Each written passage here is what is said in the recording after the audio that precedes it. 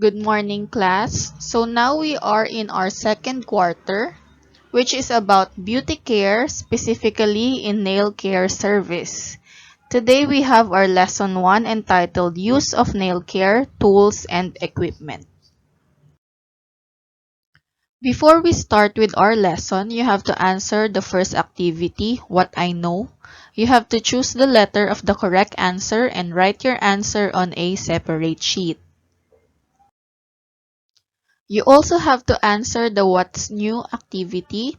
You have to write your answers on your answer sheet. The questions are you familiar with manicure and pedicure? Do you have the different things used in nail care services inside your house? Let us now discuss our lesson. Nail care tools and equipment. Tools are the articles used in any nail care service which are durable or permanent and are handheld. Tools are also referred to as implements. The tools commonly used in giving manicure and pedicure are the following. Callus remover is a tool designed to strip off calluses and corns. Callus or callo in Filipino are thick and hard skin formed on your hands or feet. Cuticle nail pusher is a tool used to push back and loosen the cuticles. Cuticle nipper is an implement to cut the cuticles. Cuticle scissor is an implement to cut the stubborn cuticles. Finger or manicure bowl is a small bowl used for soaking the fingers to soften the cuticles. Foot file is made of metal or sandpaper with a rough file on one side to remove calluses and a fine file on the other to smoothen the feet. Foot spa basin is a large rectangular container used for bathing and soaking the feet when giving a pedicure. Manicure tray is a flat container where all the necessary tools and implements are placed for use by the manicurist. Manicure nail brush is a plastic-handled brush with nylon bristles used to clean dirt and cosmetic residue from the nail surface and skin. Mixing bowl is a small open-top, rounded cup-like container used for mixing the aromatic oils and other fluids for the hand or foot spa. Nail buffer is an implement used for smoothing and polishing the nails. Nail cutter or nail clipper or nail trimmer is a hand tool made of metal used to trim fingernails and toenails. Nail file is an implement used to shape the free edges of the nail with the coarse side and bevel the nail with the finer side. Orange wood stick is an implement with pointed and rounded ends to remove excess polish. Pedicure nail brush is a tool used to remove cosmetics and cleanse nails. Plastic container for cotton is a small receptacle where cotton balls are put. Pumice stone is a type of volcanic rock which is actually frothy lava solidified to form a porous rock to remove dry and annoying skin of the feet as well as calluses. Supply tray is a flat container that holds the necessary cosmetics and implements. Trolley is a wheeled cart that is pushed by hand and used for transporting, manicuring, and pedicuring tools and materials.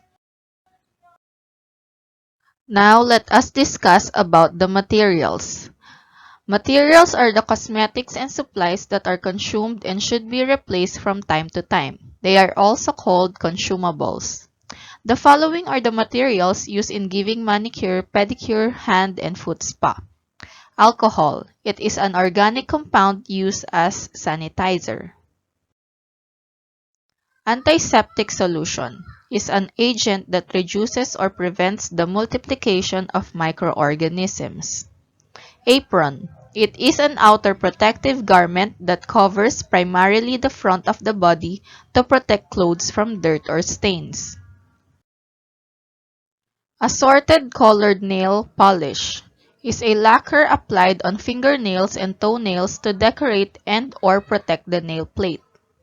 Base coat is a clear layer of polish applied to the nail plate before the application of colored polish to smoothen surface for color and promote healthier nails. Benzalkonium chloride is a yellow-white powder prepared in an aqueous solution used as surface disinfectant and topical antiseptic. Bleaching soap is a soap formulated to whiten the skin. Cling wrap is a thin plastic film used for sealing the paraffin during a hand spa. Cotton is a soft white downy fiber for dabbing or cleaning the nails and removing nail polish. Cuticle oil is a mixture of fats and waxes containing lanolin and petroleum base to soften and lubricate the skin around the nails. Cuticle remover is a liquid used to soften nail cuticles and prepare them to be cut. Disinfectant is an agent such as heat, radiation, or a chemical that destroys, neutralizes, or prevents the growth of disease-carrying microorganisms. Emery board is a wooden, sandpaper-like stick with a fine texture on one side and a coarse texture on the other side, used to gently grind down the edges of the nails. First aid kit is a collection of supplies for use in giving first aid. Foot soak is an herbal blend to relax, energize, soothe, and deodorize the feet. Foot blush is a liquid spray that contains peppermint and alpha-hydroxyl acids derived from fruits that whisk away dead skin cells, deodorizes, and softens the feet, giving it a pinkish glow after use. Foot scrub is a mixture of natural ingredients to keep feet soft, smooth, and moisturized. Garbage bins or bags are plastic disposable bags or trash receptacles used to contain rubbish to keep the place clean. Hand towel is an absorbent cloth for drying the hands. Lotion is any of various cosmetic preparations that are applied to soften the skin. Manicure pillow is a hand cushion that helps a client to keep her hands steady and relaxed. Nail hardener is a liquid applied to the nails to form a protective barrier to prevent chipping, peeling, and splitting of nails. Nail polish remover or acetone is an organic solvent used to dissolve old polish on nails. Quick dry is a liquid applied to colored nail polish to dry faster. Solvent is a substance used to thin out the nail polish when it has thickened. Toenail separator is a soft material where toes are inserted to keep them apart to prevent a freshly painted toenail from staining another toe. Top coat is a clear nail polish applied to the nails after the colored polish to protect it from scratches and chips. It makes nails harder and keep them looking shiny. Towel is an absorbent cloth for drying the hands and feet. Wet sanitizer is a substance or preparation for killing germs. Now let us discuss about the equipment. Equipment are items which are more or less durable and permanent, needed for a particular activity or purpose. These are the equipment and furniture or fixtures that are used in a salon. Chairs or seats with back support which have 4 legs and some have rests for the arms. Foot spa machine is an electronic gadget used for soaking, bathing, and massaging the feet during a foot spa. Foot spa stool is a simple seat with 3 or 4 legs designed to provide comfort and elevation during a foot spa. Hand spa machine is an electronic gadget used to soothe pain of arthritis, muscle spasms, and dry cracked skin of the hands. Manicurist chair or stool is the adjustable upholstered seat fitted over a metal or chrome. Manicure table is a furniture especially designed for giving manicure. Usually it has a laminated plastic surface and a drawer for storing materials. It is often fitted with ball casters for easy mobility. Sterilizer is an equipment in a salon used for sterilizing metal implements to kill microorganisms. Timer is a device that can be preset to start or stop something at a given time. Nail care, once considered as a luxury for the few or as a mark of distinction between the rich and the poor, is now within the reach of the general public. In fact, part of a person's grooming and a form of inexpensive relaxation is a regular nail care activity, be it manicure, pedicure, hand spa, or foot spa. The following shows the proper way of holding and handling some nail care tools or implements and equipment. For nail file, hold the file firmly in the right or left hand, with the thumb underneath it for support and the other four fingers on its upper surface. Place the file slightly under the free edge and file the nail from corner to center, shaping the nail. Never file back and forth. This would cause the nails to crack and split. Do not file deep into the corners. This weakens the nails, hurt the skin, and cause ingrown nails. Using the emery board, it is held in the same manner as the nail file. Bevel the rough surface of the nail using the fine side to smoothen it. Emery boards are discarded after use on one person. Using the orange wood stick, it is held in the same manner as in writing with a pencil. To loosen cuticle, work around nail. For applying oil or solvent, slightly dip the cotton tip orange wood stick and work around the base of the nail. To clean under the free edge of the nail, from the center toward each side, with gentle pressure so that live tissue at the root of the nail will not be injured. Using the cuticle nail pusher. It is held in the same manner as in writing with a pencil. The dull spade side is used to push back and loosen the cuticles. Keep cuticle moist using cuticle remover while working. Use the cuticle pusher in a flat position to remove dead cuticle adhering to the nail without scratching the nail plate. In using the pusher, avoid too much pressure to prevent injury on tissues. The cuticle nipper. Pick up the cuticle nipper by the handles and turn the cutting edges towards you. Place the bent tip of the index finger over the top of the shank. Place the thumb on the side of the handle and the remaining fingers over the opposite handle. Use it with utmost care to remove dead cuticle and hangnails so as not to injure live tissue. Nail cutter. Hold clippers with cutting edges downward between thumb, index, and middle finger. Press clipper handles by squeezing them together and remove excess nail length. Nail brush. Insert the ring finger and pinky in the nail brush handle and brush the nails with a downward motion from the base to the fingertips to clean the nails and fingers. Nail buffer. Place the thumb and the ring finger under the handle of the buffer while the index and the middle fingers are on its top and the pinky is on its side. Apply a small amount of powder over the buffer, then buff the nails with downward strokes from the base to the free edge of each nail until a smooth, clear gloss has been obtained. Buffing helps in giving the nail natural gloss and increases blood circulation to the fingertips. Foot file. Start with the coarse side of the foot file.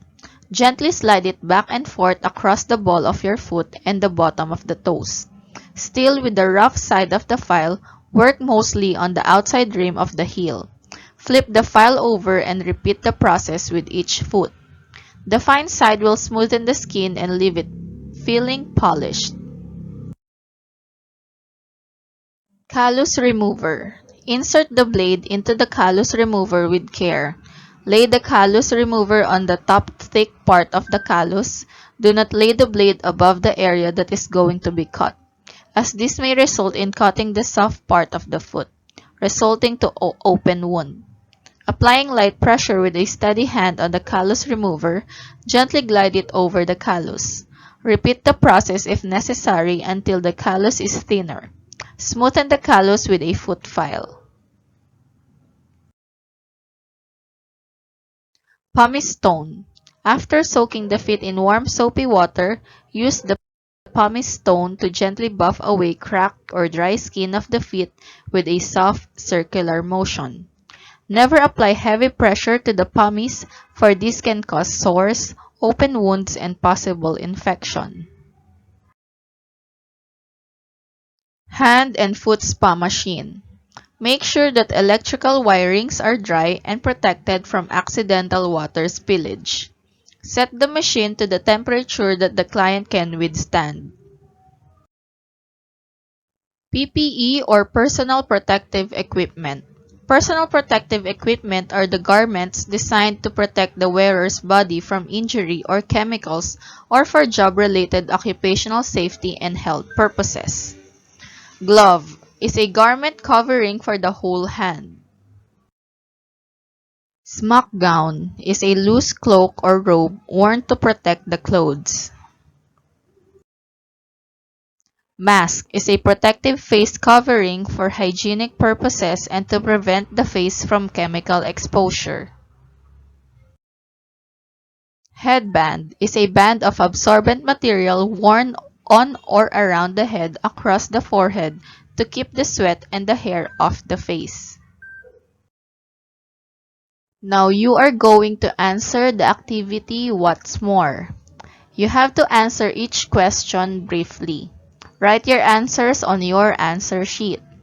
Why should filing be done from the corners to the center of the nails? Why is gentle pressure applied in using orange wood stick? What effect does buffing have on the nails? Why should a cuticle nipper be used with utmost care?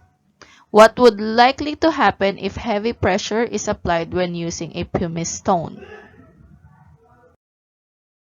Next, answer the activity "What I have learned." Read the questions carefully and write the answers on your answer sheet. You can find the answers on the lesson.